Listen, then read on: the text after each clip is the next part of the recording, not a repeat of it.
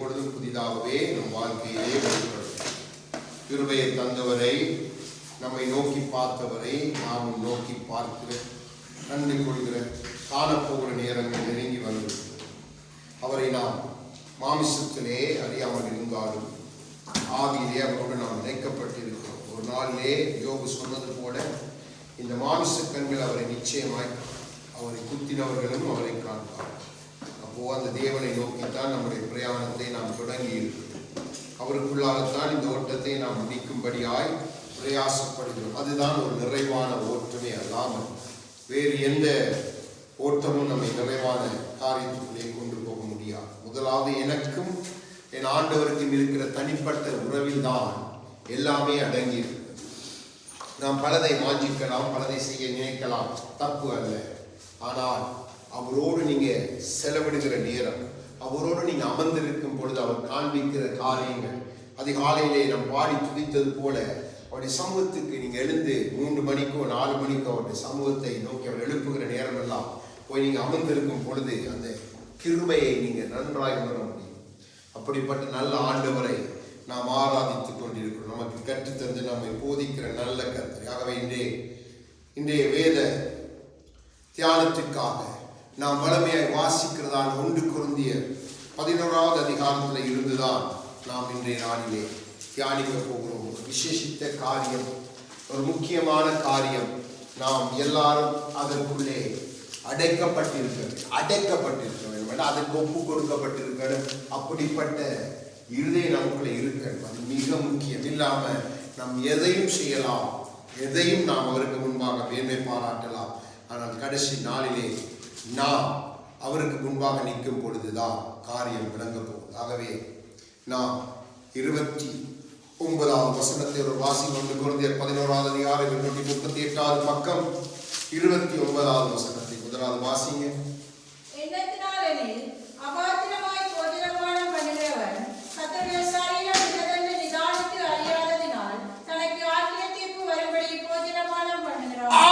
கர்த்தருடைய சரீரம், கிறிஸ்துவின் சரீரத்தை நீங்க முதலாவது புரிந்து கொள்ளாம விட்டா, நீங்க போஜன பானம் பண்ணும் பொழுது நீங்க அதாலே ஒரு பெரிதான ஒரு தாக்கத்துக்குள்ளே போகிறீங்க, ஒரு பெரிதான ஒரு காரியத்துக்குள்ளே. ஆகவேதான் இங்கே பவுலை கொண்டு ஆவியானவர் எச்சரிக்கிறார்.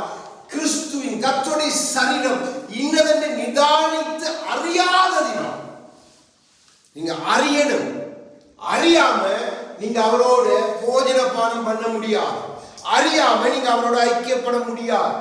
அறியாம நீங்க சிலுவையை குறித்து மேன்மை பாராட்ட முடியாது. அதை அறிந்தால்தான் கிறிஸ்துவின் சரீரத்தின் வெளிப்பாடு என்ன என்பதை நானும் நீங்களும் அறியணும். ஏன்னா இன்னைக்கு அநேகருடைய வாழ்க்கையில அந்த அறிவு மங்கி போயிட்டு, அநேக வாழ்க்கையில் அதை குறித்த எந்த எல்லளவு வேணும் ஒரு அதற்கு முக்கியத்துவமே இல்லாத படிக்கு கிறிஸ்தவர்கள் வாழுகிறார். இந்த கடந்த வாரம் ஒரு கிழமையை கர்த்தர் காண்பித்துக் கொண்டிருந்த காரியங்களை பார்த்து எப்படிப்பட்ட இருதயம், கிறிஸ்தவர்கள் அழைக்கப்படுவதற்குள்ள இப்படிப்பட்ட இருதயம் எப்படி உண்டாயிற்று, இதை நான் தியானிக்கும் பொழுதுதான் ஆண்டவர் காண்பித்துக் கொடுத்த ஒரு காரியம். அநேகருடைய இருதயங்கள்ல இந்த புதர், அதாவது ஊர்ல நீங்க பார்த்துருப்பீங்க, சொல்ல புதர் மண்டி போயிருக்குது, எல்லாம் அப்படியே மறைக்கப்பட்டிருக்குது. அதுக்குள்ள போகலாது. சில வேளை பாம்பு குத்தி இருக்கு, சில வேளை வேற வேற காரியங்களுக்குள்ள இருக்கு. அப்படி அநேகருடைய இருதயங்கள் அடைக்கப்பட்டிருக்குது.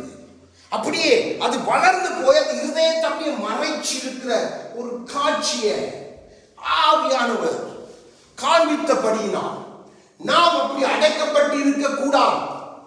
நாம் அதற்குள்ளே அடைக்கப்பட்டிருக்க, நம்முடைய இருதயம் அடைக்கப்பட்டிருக்க கூட. ஆகவே கர்த்தருடைய சரீரம் இன்னதென்று நாம் நிதானித்து அறியணும். அப்போ கர்த்தருடைய சரீரம் என்ன என்பதை நாம் புரிந்து கொள்ள 1 பேதுரு 2:24 எடுங்க அந்த வார்த்தையை. நமக்கு தெரிந்த வசனம், ஆனால் மீண்டும் ஆவியானவர் நம்மோடு பேச விரும்புகிறார். பின்பாய் நான் ஒவ்வொரு காரியமாக உங்களுக்கு சொல்லுவேன். 1 பேதுரு 2வது அதிகாரம் 24வது வசனம். நான் பாவங்களுக்கு செத்து நீதிக்கு பிழைத்திருக்கும்படிக்கு அவர் தாமே தமது சரீரத்திலே நம்முடைய பாவங்களை சிலுவையின் மேல் சுமந்தார். ஆமென், ஆமென், ஆமென். இப்ப அடுத்த வசனத்தை வாசிங்க. அடுத்த வசனத்தை. சிதறுண்ட ஆடுகளைப் போல் இருந்தீர்கள், இப்பொழுது உங்கள் ஆத்துமாக்களுக்கு மேய்ப்பரும் கண்காணியும்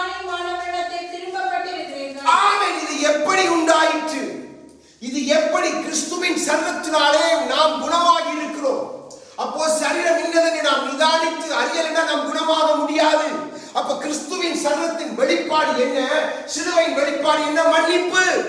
அந்த மன்னிப்பினால் தான் எனக்கும் உங்களுக்கும் ஜீவன், நித்திய ஜீவன்.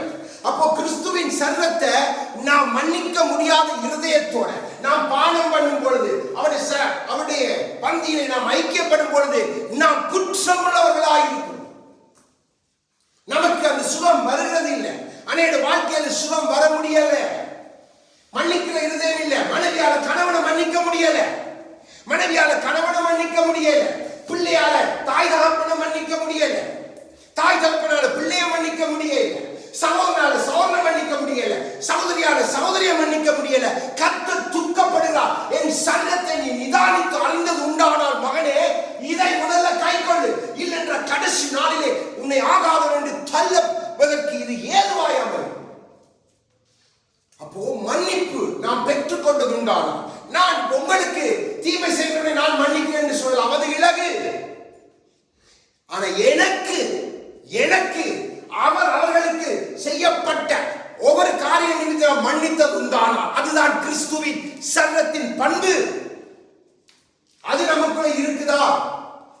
இந்த மன்னிப்பை நான் எல்லாரும் சொல்லலாம். விடுங்க பிரதர், விடுங்க சிஸ்டர், அவரை மன்னிச்சிருக்கேன் சொல்லுவது இலகு. ஏண்டா எனக்கு அந்த சம்பவம் நடக்க இல்லை.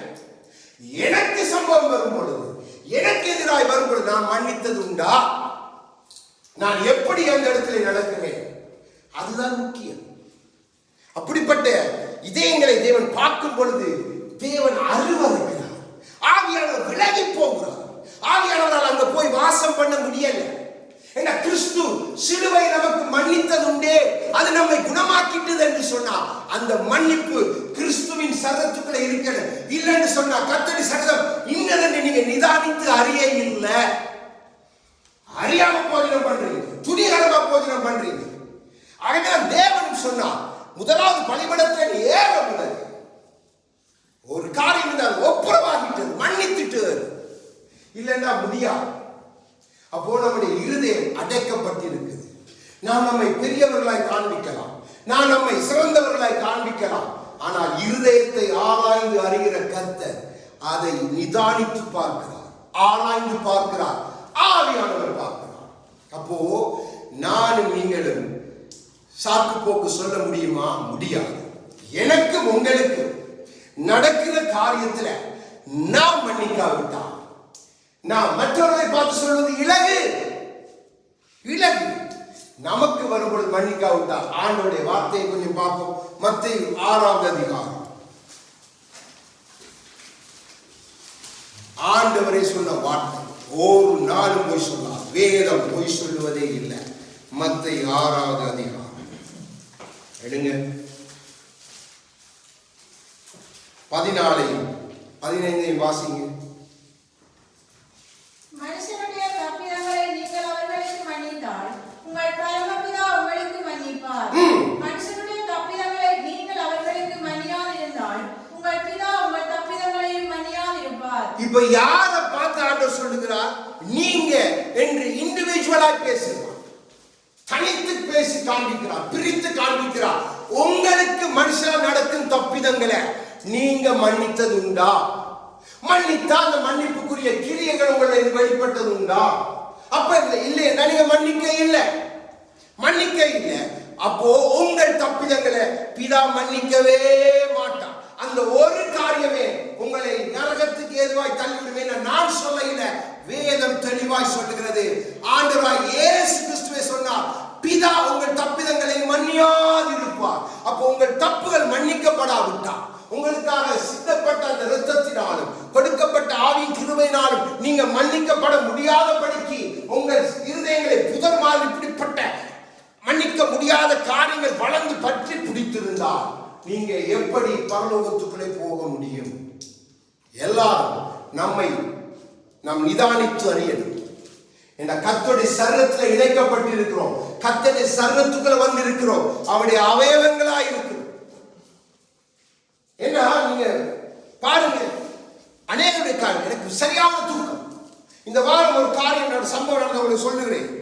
நம் சபையில் இருந்து போனவங்க தான் அவங்க எதிர்த்த பக்கத்தால வராங்க, நான் இந்த பக்கத்தால போறேன். என்ன பார்த்தா சலுத்த பண்ணிட்டு நான் அந்த சிறு பிள்ளையை கட்டி பிடிக்க வேண்டாம். அந்த சகோதரனை பார்த்த உடனே இப்படி பார்த்தேன். ஆனா நான் அவர்களுக்கு எந்த தீமையும் செய்யல. என் இதயம் என்னை குறித்து சாட்சி கொடுக்கும். நான் பயப்படாமல் தேவ சமூகத்தில் சொல்ல முடியும். அப்பதான் நான் யோசித்தேன், என்ன ஆண்டவரே, வாயால வட சுட்டு வாயால பெருசா அடிச்சு விட்ட அந்நிய பாஷை பேசி நாங்க துதிக்கிறோம் பாடுறோம் அப்படி பிரசன மண்டலம் சொல்லி பொய்யாய் மாயமானமாய் இருக்கிற இந்த ஜனங்களுக்குள்ள ஏன் இப்படிப்பட்டதா? அப்ப சொன்னார், மன்னிக்க முடியாத இருதயம் அப்படியே காடை போல அப்படியே அமர்த்தப்பட்டிருக்கிறது. எவ்வளவு துக்கம்! நீங்க மன்னிக்காம இருந்தா, ஒரு தப்பே செய்யாத ஒரு மனிதனை பார்த்து நீங்க சபைக்கு வர வேண்டாம், பரவாயில்லை, ரோட்ல யாருக்கெல்லாம் நம்ம சாவன்னு சொல்லிட்டு போறது இல்லையா, சலுத்த பண்ணிட்டு போறது இல்லையா? யோசிச்சு பாருங்க. எதிர் தரப்புல இப்படி ஒரே பக்கம் போறேன் பிள்ளைகளை நான் அப்படியே தலையை தடாவி அப்படியே தடாவிட்டு போறாங்க. மகள் என்னை பார்த்த உடனே செய்த காரணம் இப்படி பார்த்து உடனே இப்படி தலை, எனக்கு உண்மையாகவே துக்கம்.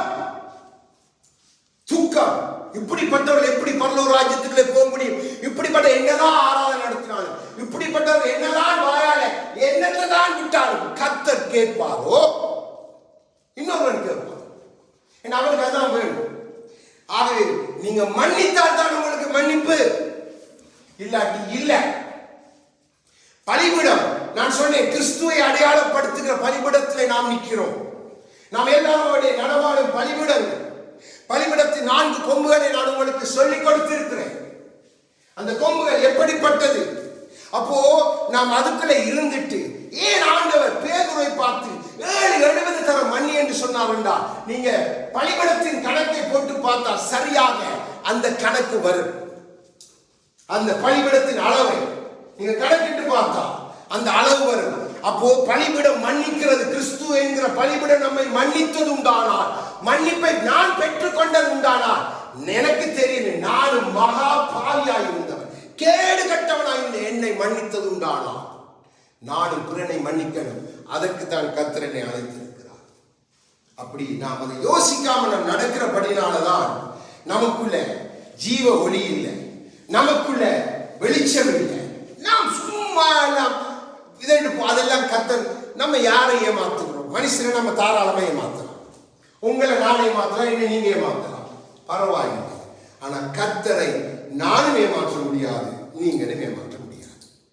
அப்போ உங்களுக்கு தீமை செய்தவர்கள் நீங்க மன்னித்தது உண்டா? தேவன் சில நேரங்களில் சந்தர்ப்பங்களை கொடுத்து பார்ப்பான். அப்போ அந்த நேரத்தில் நம்முடைய இருதயம் என்ன சொல்லுகிறது? நம்முடைய இருதயம் எப்படி செயல்படுகிறது? நம் சபையை விட்டு போன 2 வருஷம் ஆயிட்டு அந்த குடும்பம் போய், அவர்களை கூட நான் நேற்று நாளை ஜெபக்கூட்டம் முடிஞ்ச போக்குல கண்டேன். நான் வந்திருந்தேன். அவளை கண்ணா எழுப்பி போய் ஓடி போய் பிள்ளையை கட்டி அணைத்து, சாவனை கட்டி அணைத்து, எப்படி இருக்கிறீங்க, சோமா இருக்கிறீங்களா என்றெல்லாம் கேட்டு நான் அவர்களோடு உரையாடி விட்டு நான் வந்தேன். ஏண்டா, எனக்கு அவர்களை குறித்து எந்த தாக்குதலும் இல்லை. நான் தேவ சமூகத்தில் போய் சொல்ல முடியாது. நான் செய்யாத காரியத்தை உங்களுக்கு முன்பாய் சொல்ல முடியாது, எனக்கு இல்லை. அப்போ என்னதான் என்னை குறித்து என்ன பேசாம என்ன கவலையும் இல்லை. நல்லவளையும் கொள்ளுங்க. என்னை குறித்து யாரால் என்ன பேசாம கவலை இல்லை. அப்போ இதெல்லாம் நமக்கு தேவை. நமக்கு அந்த மன்னிக்கிற இருதயம் வேணும். அப்பதான் உங்களுக்கு மன்னிப்பு. இல்லைண்டா இல்ல, கடைசி நாள் நீங்க ஆகாத தள்ளப்படுறதுக்கு இது ஒன்று போதுமானது. கர்த்தருடைய சரீரத்தை நிதானித்து அறிங்க.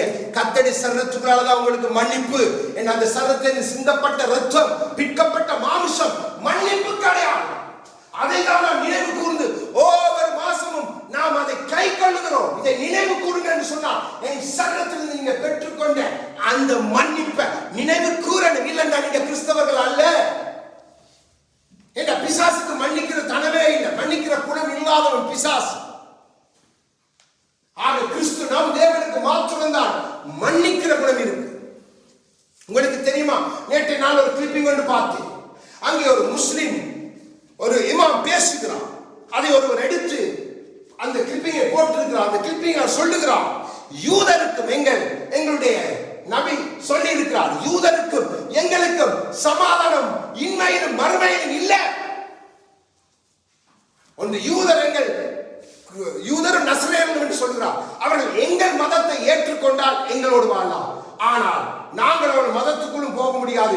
அவர்களோடு நாங்கள் இன்மையிலும் மறுமையிலும் சமாதானமா இருக்க முடியாது. அப்படிப்பட்டவர்களை கொள்கை என்று எங்கள் நபி ஸல்லல்லாஹு அல்லாஹ் சொல்லி இருக்கிறார். அது அப்படியே அவர் அரபிக்கிலே சொல்லி காண்பிக்கிறார். பாருங்க எப்படிப்பட்ட காரியம், எப்படிப்பட்ட போதனைகள். மன்னியுங்கள் என்று போதிக்கிற ஒரே போதனையை கொண்டது நம்முடைய வேதம் மாத்திரம், நம்முடைய கிறிஸ்து என்ற அவரே அதன் சரி. மன்னிக்க பழகுங்க, தயவு செய்து மன்னிக்க பழகுங்க. மன்னிக்கிறது அர்த்தம் என்ன?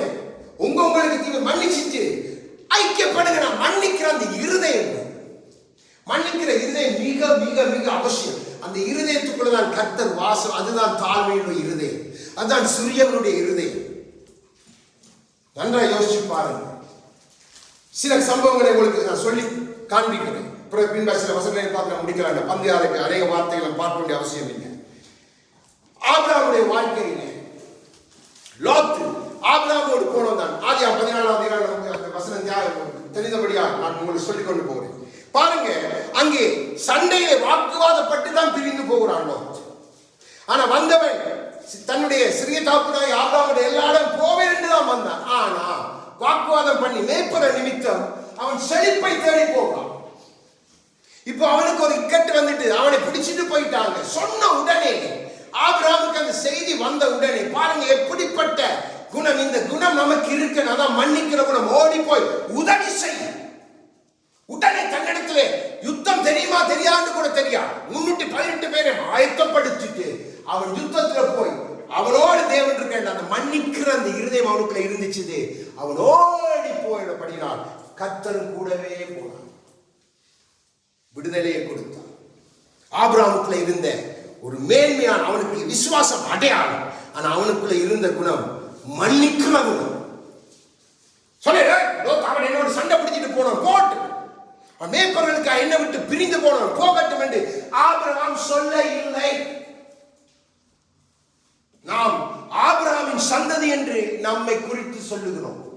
கிறிஸ்துவே அந்த சந்ததி என்றால் அந்த சரீரம் இதுதான், மன்னிக்கிற சரீரம். அதற்குள்ள இருக்க எனக்கும் உங்களுக்கும் இந்த சிந்தை இருக்குதா? இருக்குதா?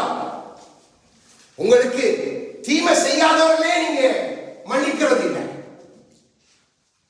அப்படிப்பட்ட கடினமான கட்டசி நீ நல்லா எழுதி வாங்க வேண்டாம். இங்க நான் உங்களுக்கு நான் சொல்றேன், ஆண்டவர் சொன்னதை அப்படியே சொல்லுகிறேன். காலையில ஆவியானவர் சொன்னதை அப்படியே எழுதி கொண்டு வந்தேன். நான் இதை உங்கள் நடுவில் பேச இருக்கவே இல்லை. நன்றாக விளங்கிக் கொள்ளுங்கள்.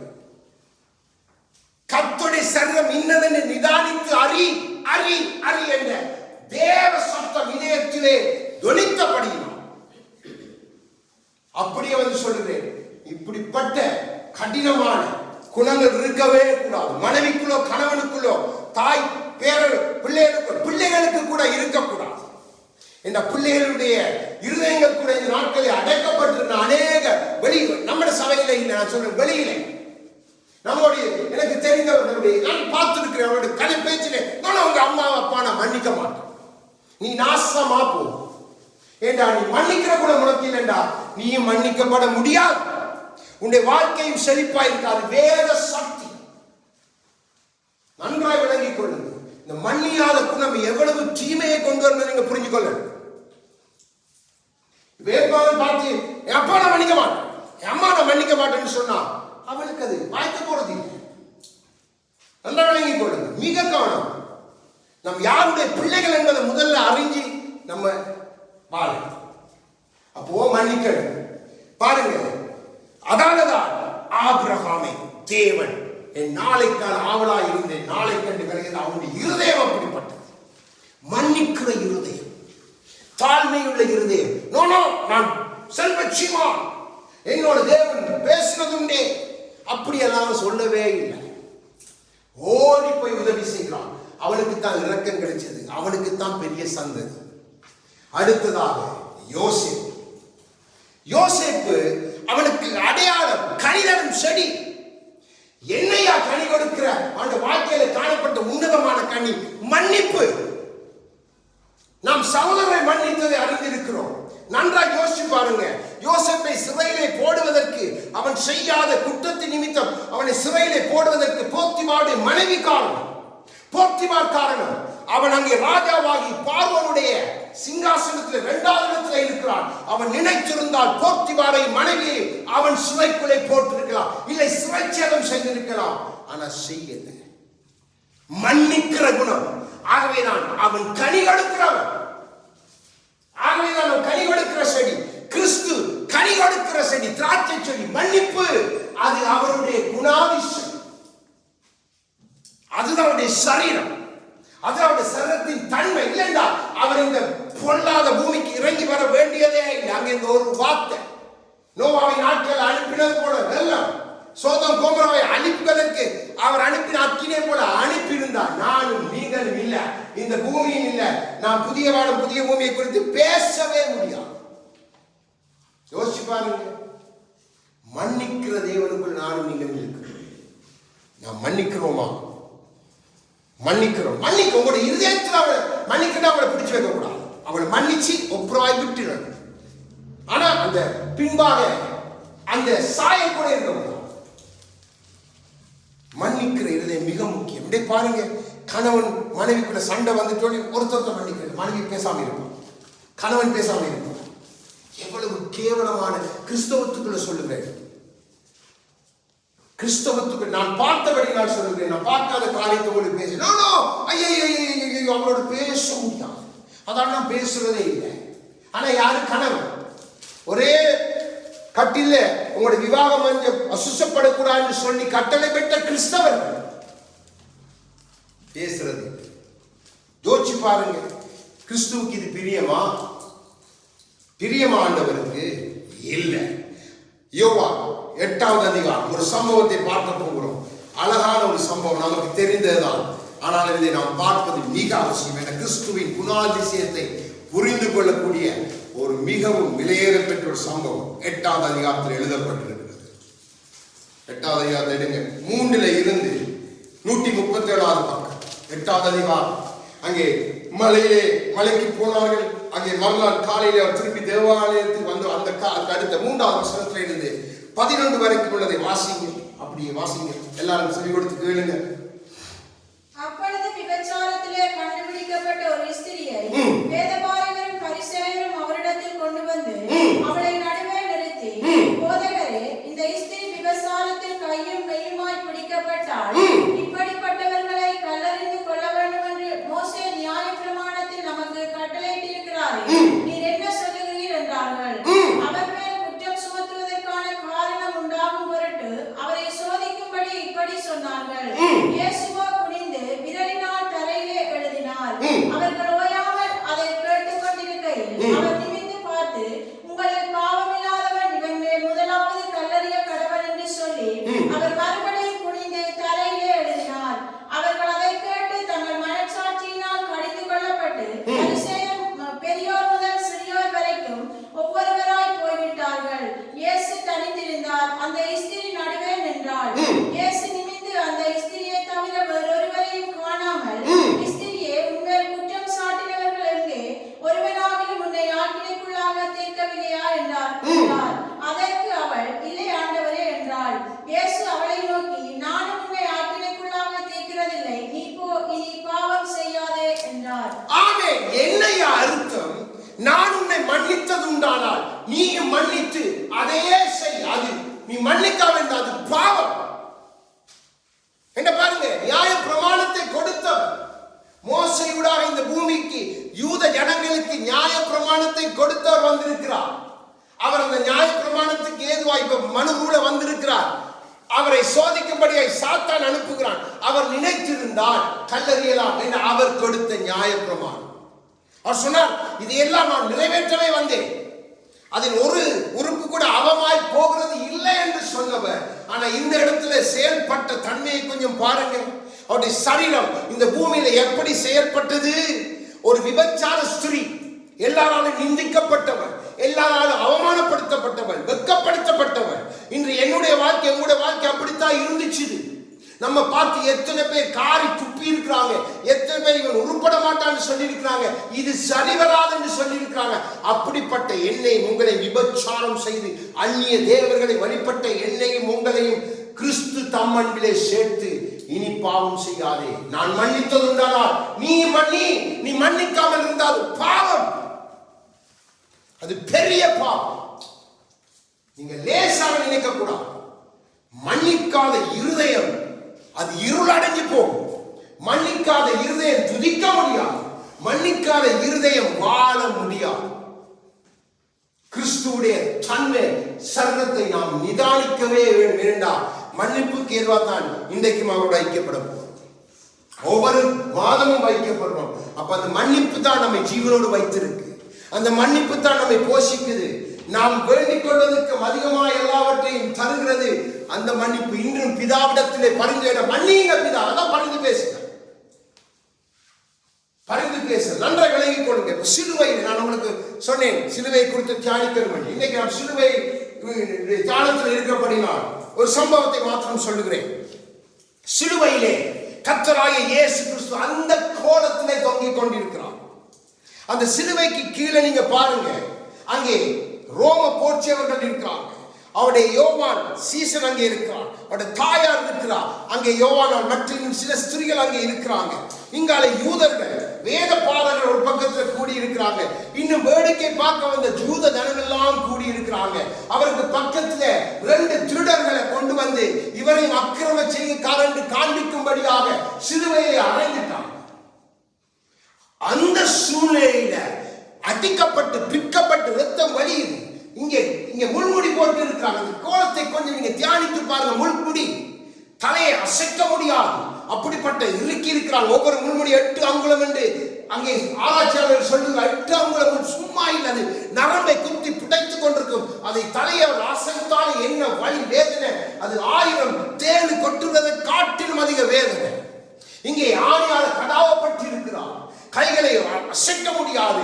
அவர் எழும்பித்தான் பின்பாய் அவர் அமரணும். அப்போ அது அவருக்கு வேதனை. காலிலே அவருக்கு ஆணி அடிக்கப்பட்டிருக்குது. அந்த இடத்திலே அந்த சிலுவையிலே முதலாவதா இயேசு கிறிஸ்து சொன்ன வார்த்தை மன்னியும் பிதாவே, மன்னியும் பிதாவே. இதுதான் கிறிஸ்துவின் சரீரம். இவர்கள் செய்வது இன்னதென்று அறியாமல் செய்கிறார்கள். யூதர்களை பார்த்து சொல்ல இல்லை, என யூதர்கள் அறிந்து அவரை கொண்டு போய் அவர் தம்மை மேசியா என்று சொன்னதை நிமித்தமே அவரை கொண்டு போய் அறைந்தார்கள். ஆனால் அங்கே போர்ச்சேவர்கள், ரோமர்கள், இன்னும் அந்நிய ஜாதிகள் அங்கே வேடிக்கை பார்க்க கூடி வந்தவர்கள் அறியல். அவர்களுக்காய் தேவன் வேண்டிக் கொள்கிறார். அந்த லிஸ்ட்ல தான் நானும் நீங்கள் இருந்தேன். அந்த மன்னிப்பை பெற்றுத்தான் நானும் நீங்கள் உள்ள வந்திருக்கிறோம். நம்மை ஆராய்ந்து பார்க்கணும் பிள்ளைகளே. நாம் மன்னிக்கிற இருதயம் நமக்கு இருக்குதா? எனக்கு எதிராய் பேசினவனை மன்னிக்கிற இருதயம், எனக்காய் நிந்தையான வார்த்தைகளை சொன்னவனை மன்னிக்கிற இருதயம், அவனுக்கு ஒரு சூழ்நிலை தவறாய் வரும்பொழுது அவனுக்கு ஓடி போய் உதவி செய்கிற இருதயம் இருக்குதா? இருந்தா நீங்க கிறிஸ்துவின் சரீரத்தில் சரியாய் இணைக்கப்பட்டிருக்கிறீங்க. அப்போ கர்த்தர் உங்களோடு இருப்பார். ஏன்னா அந்த மன்னிக்கிற இருதயம் தேவனுக்கு மிக மிக மிக பிரியம். அந்த இருதயத்தை நான் உங்களுக்கு இன்னும் அநேகரை காண்பிக்கிறேன். அதைத்தான் தேவனும் அந்த ஸ்திரியை மன்னித்தார். விபச்சாரத்திலே கல்லெறிய வேண்டப்பட வேண்டிய ஸ்திரியை மன்னித்தார் ஆண்டவர். மன்னித்து அங்கே இருந்தவர்களை பாருங்க, அவர்கள் மன்னிப்பின் நிமித்தம் அவர் எழுதி கொண்டிருந்தார். அவர்கள் அங்கே ஆராய்ச்சியாளர் 10 கட்டளைகளை எழுதி கொண்டிருந்தார். அதில் விபச்சாரம் செய்யாதிருப்பா என்ற ஒரு கட்டளை உண்டு. அங்கே அநேகர் இருந்தாங்க. அவர்கள் அந்த ஸ்திரியை அவர்கள் சுவராய் பிடித்து வந்தபடி எத்தனை பேர் அந்த ஸ்திரியோடு விபச்சாரம் செய்தார்கள் நமக்கு தெரியாது. அவள்தான் மகதலேனாள் மரியாள் பின்னாலே அவளுக்கு இருந்தால் பிசாசை தேவன் துரத்தினார். அவள் தான் அவருக்கு அந்த பரிமள தைலத்தை கொண்டு வந்து, நல தைலத்தை கொண்டு வந்து அவருடைய பாதங்களை முத்தமிட்டவள் என்று வேதம் அங்கே வரலாறு சொல்லுகிறது. அந்த மன்னிப்பு அவளை ஒரு சாட்சியாய், உயிருள்ள ஜீவனுள்ள சாட்சியாய் கிறிஸ்துவோடு கூட நிறுத்திட்டு நம்முடைய சாட்சி இந்த மன்னிக்கிற தன்மை தெரிஞ்சிருக்கு. இந்த பூமியில உங்களுடைய குணாதிசயம் அதுவா இருக்கணும். நமக்கு அந்த குணாதிசயம் இல்லைண்டா நம்ம விட்டு ஜீவ ஒளி போயிருந்த 12வது வசனத்திலே வாசிங்க. 12 ஆண்டவர் ஏனிதை சொல்லுகிறார். அது முடிச்சு அந்த சம்பவம் முடிந்த உடனே ஆண்டவர் திருப்பி சொல்லுகிறார். 12வது வசனம், அதை 8ஆம் அதிகாரம் வாசிங்க. மறுபடியும்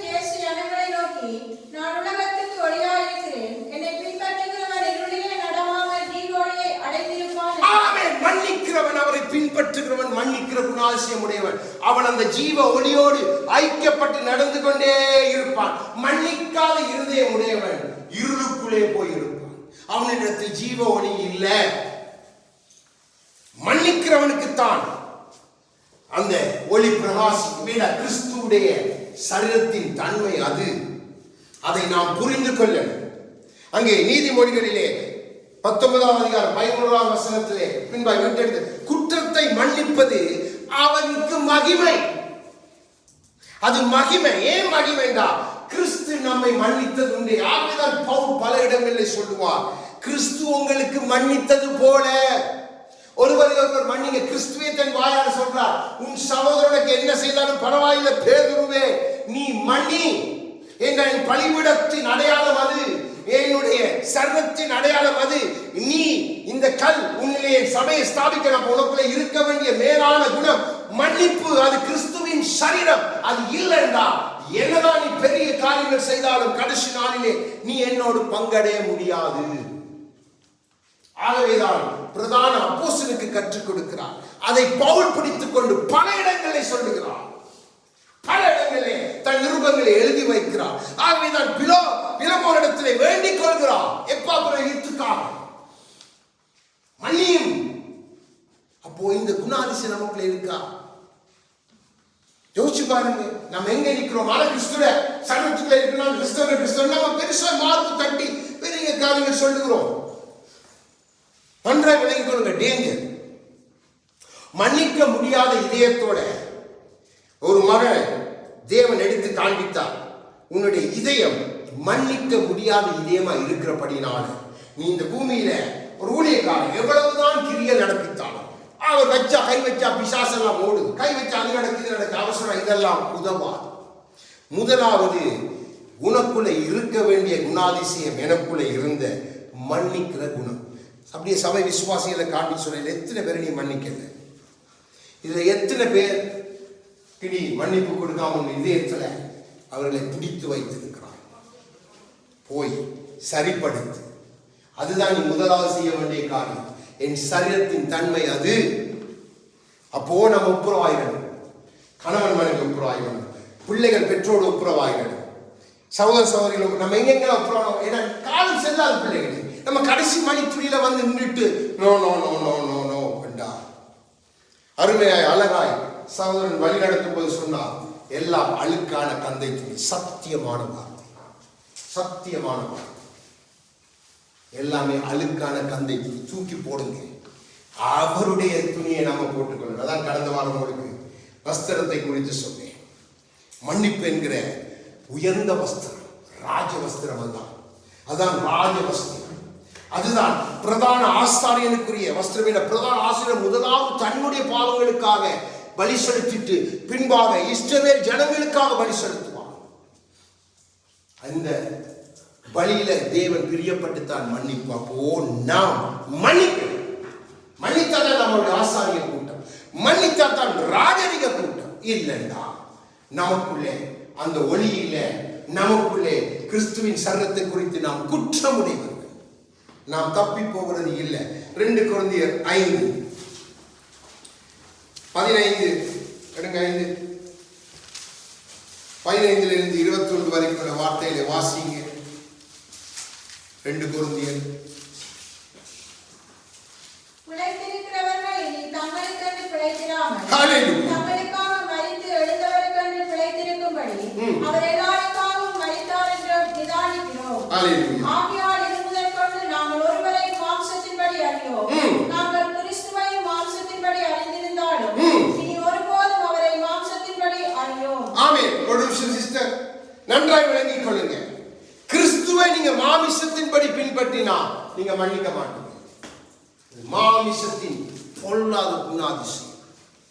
அப்போ நீங்க கிறிஸ்துவுக்குள்ள உங்க சகோதர சகோதரிய உங்க குடும்பத்தை எல்லாரையும் ஆவிக்குரிய பிள்ளைகளா கிறிஸ்துவுக்குரிய பார்த்தீங்கன்னு சொன்னா நீங்க மன்னிப்பீங்க. ஏனென்று சொன்னா நாம பிழைத்திருக்கிறது கிறிஸ்துவுக்காக, உலகத்துக்காக அல்ல. உலகத்தின் வழக்கத்தின்படி மன்னிக்க முடியாத இருதயத்துக்காக அல்ல, மன்னிப்பை பெற்று உள்ளே வந்திருக்கிறேன் ஜீவனோடு நடப்பது. அப்போ இந்த ஜீவன் நமக்குள்ள நிலைத்திருக்கணுமா? நீங்க புது சிருஷ்டியா? அப்படி தொடர்ந்து வாசிங்க.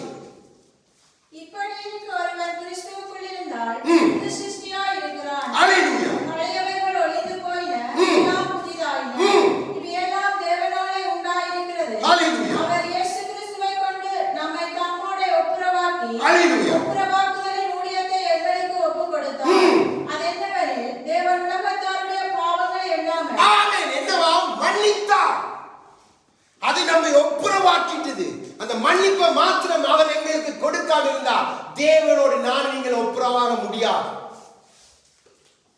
அதுதான் கிறிஸ்துவின் சரீரத்தின் தன்மை. அப்போ அந்த சரீரத்தின் தன்மை புது சிருஷ்டி என்று நான் அழைக்கப்பட்ட எனக்குள்ள இருக்கணும், உங்களுக்குள்ள இருக்கணும், கிறிஸ்துவின் சபைக்குள்ள இருக்கணும். தொடர்ந்து வாசிங்க. கிறிஸ்துவுக்குள் அவர்களை தமக்கு ஒப்புரவாக்கி, ஒப்புரவாக்குதலின் உபதேசத்தை எங்களிடத்தில் ஒப்புவித்தார். ஆனபடியினாலே தேவனானவர் எங்களைக் கொண்டு புத்தி சொல்லுகிறது போல நாங்களும் கிறிஸ்துவுக்காக ஸ்தானாதிபதிகளாயிருந்து தேவனோடே ஒப்புரவாக்குங்கள் என்று கிறிஸ்துவின் நிமித்தம் உங்களை வேண்டிக் கொள்கிறோம். ஆமென். 20 வாசிங்க. 21. நாம் அவருக்குள் தேவனுடைய நீதியாகும்படிக்கு பாவமறியாத அவரை நமக்காக பாவமானார். ஆமென். நாம் அவருடைய நீதியாய் மாறினது உண்டானால் அவர் அதன் நிமித்தம் எனக்காய் உங்களுக்காக அந்த சிலுவையிலே பாவம் இல்லாதவர் பாவமாய் மாறினது உண்டானால் அந்த மன்னிக்கிற குணம், அந்த மன்னித்து ஒப்புரவாக்கப்பட்டு கிறிஸ்துவின் சிலுவை அண்டையிலே வந்து மேன்மை பாராட்டி அவரோடு ஐக்கியப்படுகிற எனக்கு உங்களுக்குள்ள நான் நீங்கள் புது சிருஷ்டி என்று மார்பு தட்டி சொல்லுகிறோமே, நம்முடைய குணாதிசயங்களை மற்றவர்கள் பார்த்து அவர்கள் கவர்ந்து கிறிஸ்துவத்தில் வர பண்ணி நினைத்தீங்க என்று சொன்னார். மன்னிப்பை நீங்க பெற்றுக்கொண்டதான் மன்னிச்சுட்டு போயிட்டே இருக்கு. அதுதான் கிறிஸ்துவினுடைய நீதி. கிறிஸ்துவினுடைய புது சிருஷ்டிக்குள்ள இருக்க வேண்டிய உலகத்து வழக்கத்தின்படி நான் செத்தாலும் அவங்க எங்க வீட்டுக்கு வரக்கூடா, நானும் அவங்கள வீட்டுக்கு போக மாட்டேன். நான் கண்ட இல்ல முடிவு போ கத்தருக்கு அடுக்குமா என்ன புது சிருஷ்டி அவருடைய நீதிக்குள்ள வந்துட்டு இப்ப அநீதியான காரியத்தை நடப்பிக்கிறான். அழுக்கடைந்த அழுக்கான கல்வி, அழுக்கான துணியோடு ஒருவன் திருட்டும் அழுக்கும் அவருடைய ராஜ்யத்தில் பிரவேசிப்பது இல்லை. ஏசாயா சொல்லுகிறான் முடியாது. அப்போ நம்ம தீட்டுப்படுத்துகிற காரியம் நாம் மன்னிக்க முடியாது. நம்முடைய முழு சரத்தையும் தீட்டுப்படுத்து எப்படி நாம் முழு அவயத்தையும் கெடுக்குதோ அதே வேண்டாம். மன்னிக்க முடியாது இதயத்தில்தான் நாவால் நம்ம அள்ளி தெளிக்கிறோம், சும்மா தெளிக்கிறோம். அப்போ நம்முடைய இருதயம் அழுக்கடைஞ்சு போயிருக்கு, மன்னிக்க முடியாது, புதல் மண்டி போயிருக்கு. ஆண்டவர் சொல்ல கிளியர் பண்ணு இல்லைன்னா நீ கிறிஸ்துவனாக முடியாது, நீ புது சிருஷ்டி இல்லை.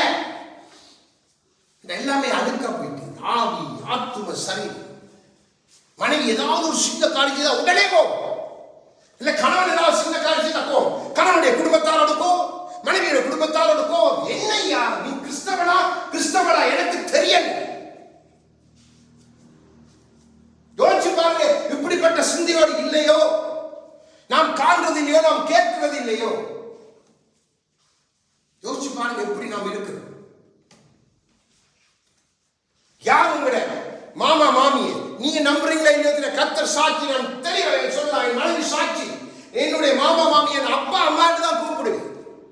என் அம்மாவுக்கு அப்பாவுக்கு என்ன கணத்தை கொடுத்தா இன்று வரைக்கும் அதே கணம், அவர்களும் அதே கணத்தோடு என்னோடு பழகுகிறார்கள். எந்த ஒரு அளவேனும் நான் அவர்களோடு மாறுபட பழகுவதே இல்லை. என் மனைவியை வைத்துக் கொண்டு தேவ சமூகத்தில் என்னால் சொல்ல முடியும். ஏன் நான் சொல்ல வேண்டாம், அலையோட இருதயங்கள் அப்படி இல்லை, மன்னிக்க முடியாது, பொல்லாத இது. இப்போ லூக்கா 11:4 வாசிங்க. ஆண்டவர் இது நம்ம எங்கே கொண்டு போகும் அவர் கற்றுக் கொடுத்த ஜெபத்திலே அவர் காண்பிக்கிறார். பார்த்து முடிக்க போகிறோம், நேரம் நமக்கு கடந்து செல்லுகிறபடி.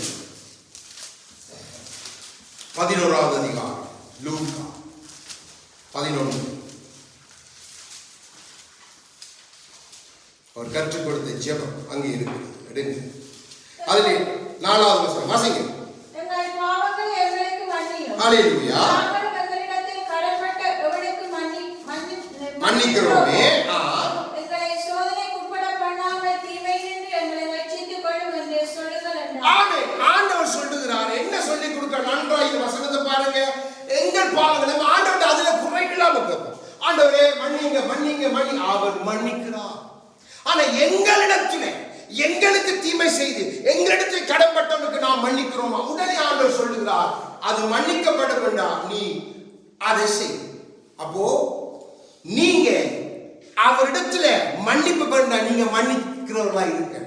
இல்லைன்னு சொன்ன அவரை சொல்லுங்க. அடுத்த வசனம் நீங்க பாருங்க, அது சோதனையை கொண்டு வரும், அது தீமையை கொண்டு வரும். மன்னிக்கிறவனுடைய வாழ்க்கையில நீங்க பாருங்க, சோதனைகள் குறைவு. அதாவது அவனுக்கு வேறு காரணம் தான், நான் அவனை எல்லாத்தையும் தேவன் காப்பாற்றி கொண்டு போய் இருக்கிற அந்த மன்னிக்கிற இருதயம், அவன் தீமைக்குள்ள போக விடவே மாட்டார் ஆண்டவர். என்ன அவன் மன்னிக்கிற இருதயம் நமக்குள்ள இருக்கா? தேவன் கற்றுக் கொடுத்த ஜெபத்தில் கற்றுக் கொடுக்கிறான். அவர் சொல்ல ஒரு காரியத்தை நீங்க வேண்டிக் கொள்ளும், ஒருவருக்கு மன்னிங்க, மன்னிச்சுட்ட இடத்துல வேண்டிக் கொள்ளுங்க. இந்த மன்னிப்பென்றது எவ்வளவு தேவன் பிரதானப்படுத்தி காண்பிக்கிற காரியம் ஏனென்றால் அதுதான் கிறிஸ்துவினுடைய சரீரத்தின் அழகு. அந்த அழகை நம்ம விட்டுட்டோம் வேண்டாம். நாம் எப்படி கிறிஸ்துவோடு ஐக்கியப்படும், நம் மனவாள் வரும் பொழுது நாம் எப்படி சந்தோஷப்பட முடியும்? ஆண்டவர் லிஸ்ட்டை கொண்டு அப்படியே ஒரு பக்கத்தில் நிப்பாட்டுவேன், இவ்வளவு பெரிய மன்னிச்சுட்டு வா, அடுத்த இந்த வருகையில அவனை எடுக்க மாட்டேன், ரட்சகர் நீ வர மாட்டான். ரெண்டாவது வருகையில நீ இருந்தா சத்துருனை விட்டு வைத்திருந்தா அப்ப பார்த்து கொள்வோம், அதுக்கு போய் எல்லாரையும் மன்னிச்சு என்று ஆண்டவர் சொல்லி அனுப்புவோம். கவனம் பிள்ளைகளே, கவனம். உண்மையை நான் சொல்லுகிறேன், நான் ஆண்டவரத்தில் அந்த இதயத்தை தான் கேட்கிறேன். ஆண்டவரே அந்த மன்னிக்கிற இதயத்தை தாங்க, மன்னிக்கிற இதயம். எல்லாரும் இன்னும் மன்னிக்கணும் மன்னிக்கணும் மன்னிக்கணும் மன்னிக்கிறதுல அப்போ உங்களை மாறி இருக்கணும், உங்களை மாறி இருக்கணும். என்ன செய்யலாம், துப்பினாலும் குத்தினாலும் பேசினாலும் என்ன அடிச்சாலும் அடிக்கத்தான் வந்தாலும் நான் மன்னிக்கிறேன். இந்த ஒப்பு கொடுத்துதான் நான் தேவ சமூகத்தில் உண்மையே சொல்றேன். ஆண்டவர்கிட்ட கண்ணீரோடு நான் இன்றைக்கு கேட்ட காரியம், கேட்டுட்டு வந்த காரியம் இதுதான். என் ஆண்டவரை உம்முடைய பந்தியில நான் உம்மோடு ஐக்கியப்படணும். உம்முடைய சரீரம் இதை நான் குற்றப்படுத்தக்கூடாது. நான் நிதானித்து அறிந்து இன்றைக்கு நான் அதை சரிப்படுத்திறேன். இந்த மன்னிக்கிற இருதயம், யாரையும் மன்னிக்கிற இருதயம் நமக்கு அவங்களோட கலக்க முடியாது, உண்மைதான். ஆனா மன்னிக்கலாமே, மன்னிக்கலாமே. ஆண்டவர் சொல்ல மன்னிங்க, மன்னிச்சுட்டு போ. ஆண்டவர் வேதமா சொல்ல நீ அவனோட போய் ஐக்கியப்பா, மன்னி. உங்களுக்கு உங்களுக்கு தனிப்பட்ட ரீதியில் யார் யார் உங்களுக்கு தீமை செய்ய அவங்களை நீங்க மன்னிக்கணும். எனக்காக நீங்க ஒருத்தர் மன்னிக்க முடியாது, அதெல்லாம் சும்மா மாயமா, அது லேசி. சொல்லிட்டு போனோம் மன்னிங்க மன்னிங்க மன்னிங்க, மன்னிச்சுட்டு போறோம், நான் மன்னிங்க மன்னிச்சுட்டு போறோம்னு சொல்லுவேன். லேசி. மன்னிக்கிறவனுக்குள்ள அந்த வலி, அந்த அத்தனை அடி மன்னிப்பு நிமித்தம் தேவனுக்கு வலி, தேவனுக்கு வேதனை, தேவனுக்கு குத்தப்பட்டு ஈட்டியால குத்தப்பட்டு முள்முடி சுமந்து பல காரியம் மன்னிக்கிறேன்டா. இதெல்லாம் உங்களுக்கும் வரும். ஒரு இதயத்துக்குள்ள வேதனை மன்னிக்கிறீங்க, ஒரு கடுமையான ஒரு இசையை மன்னிக்கிறான், அதெல்லாம் வரும். அப்ப நீங்க சிலுவையில கர்த்தருடைய பிள்ளைங்க நீங்க நிரூபிக்கிறா மன்னிங்க. அப்படியே சிலுவையில கொடுத்துருங்க, ஆண்டவரே இப்படித்தானே எங்களை மன்னித்து அதை நோக்கி பார்த்துருங்க. அந்த சிலுவையின் அன்பு நமக்குள்ள ஊற்றப்பட்டுட்டா எல்லாம் விலகு, எல்லாம் விலகு. நம்முடைய வாழ்க்கை மாறிடும், கணவன் மனைவி உறவு மாறிடும், தாய் தகப்பன் பிள்ளைகள் உறவு மாறிடும், நம்முடைய சபைக்குள்ள உறவு முறைகள் மாறி எல்லாரும் அந்த கனத்தோடு அந்த இதோடு அழகாய் நேர்த்தியாய் போவாங்க. சபை வற்றி கொண்டு போய்கொண்டிருக்குது. இன்றைக்கு சத்துரு தன்னுடைய சபையில திரளாய் ஜனங்களை பிடித்து வைத்திருக்கிறான். அதை பார்த்து அங்கதான் நல்ல சத்தியம், நல்ல சத்தியத்துல வளர்ந்து போஷிக்கப்பட்டவர்கள் இப்போ இதெல்லாம் கூட சத்தியமா போயிட்டு, இப்ப அது நல்ல சத்தியமா போயிட்டு. யோசிச்சு பாருங்க எங்க நிற்கிறாங்க.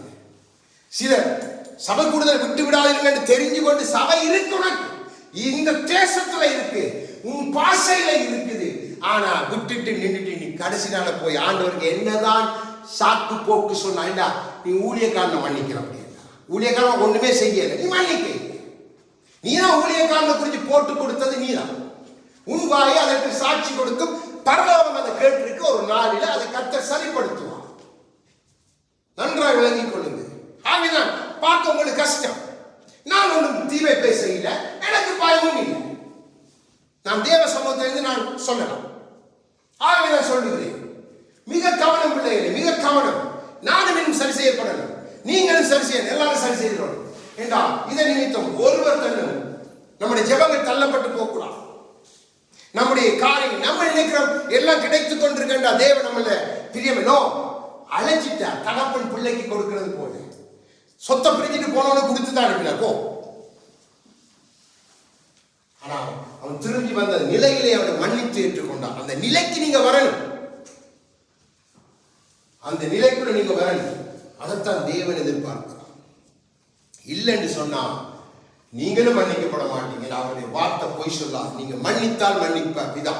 ஏன்னா பிதா மன்னிக்கணும், நமக்கு பிதா மன்னிக்கணும். ஏன்னா டிசிஷன் மேக்கர் அவரோட கையில இருக்குது. அவர் தான் சகலத்தை மாறும்.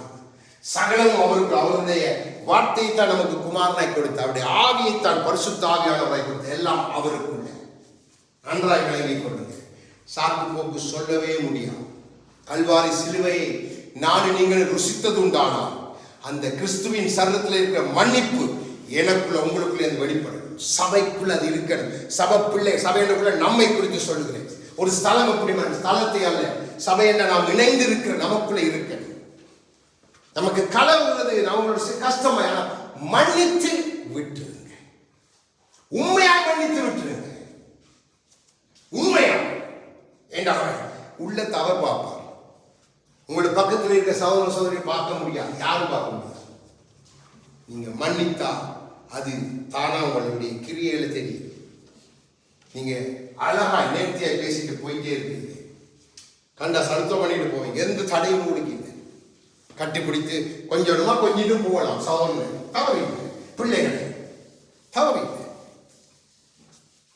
எனக்கு எவ்வளவு திட்டி பேசி போட்டு போன சகோதரனை கூட நான் பிள்ளைகளை கண்டு சலுத்த பண்ண போக்கல. அந்த பிள்ளைகள் முகத்தை திருப்பி இந்த இடத்துல வைத்து கர்த்தர் சாட்சி, இந்த ஒவ்வொரு கண்ணும் பேசும். வேத வசனத்தை கற்றுக் கொடுத்த ஒரு ஆசிரியனுக்கு சமமாய் இருந்த மனிதன் நானே போய் அவனிடத்துல சாவன்ற அது குதிரைகளை மாறி பாஞ்சி போகுது. கர்த்தர் கேட்பார். நம்முடைய காரியங்கள் ஒரு நாள் பிள்ளைகளுக்குள்ள விஷத்தை ஊத்தவே கூடாது. அப்போ நம்முடைய இருதயம் மன்னிக்காத இருதயம், அதே இருதயத்தோடு நம்முடைய பிள்ளைகள் நடக்கும். அதே இருதயத்தோட பிள்ளைகள் நடக்கும். நானும் தம்பிக்கு அப்படி சொல்லியே கொடுக்காது. நம்ம பிள்ளைகள் அப்படி இருக்கவே கூடாது. நாமும் அப்படி இருக்கக்கூடாது. இது தேவனுடைய சபை, கிறிஸ்துவுடைய சரீரம். மன்னிப்பே அதன் அழகு.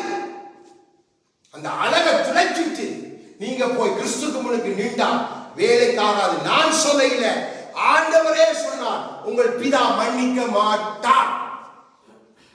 முடிஞ்சது கதை. மாட்டார் என்று ஃபுல் ஸ்டாப் போட்டு மன்னிக்க அழைக்கப்பட்டோம். அப்போ இன்றைய நாள்ல தேவ சமூகத்தில் நாம எடுத்துக்கு அந்த இருதயம் எங்களுக்கு வேணும். ஆண்டவரே, கல்வாரியில அந்த சிலுவையில நீர் ஊற்றி கொடுத்த அந்த அன்பை நாங்க சுமந்து அந்த அன்பை நிமித்த மன்னிக்கிற இருதயத்தோடு நாங்க வாழணும். எங்க குடும்பங்கள் வாழணும், எங்க பிள்ளைகள் வாழணும் என்று சொல்லி நாங்க ஒப்பு கொடுக்கும்படி அவருடைய சமூகத்தில் எழுந்திருந்து உற்சாகமாக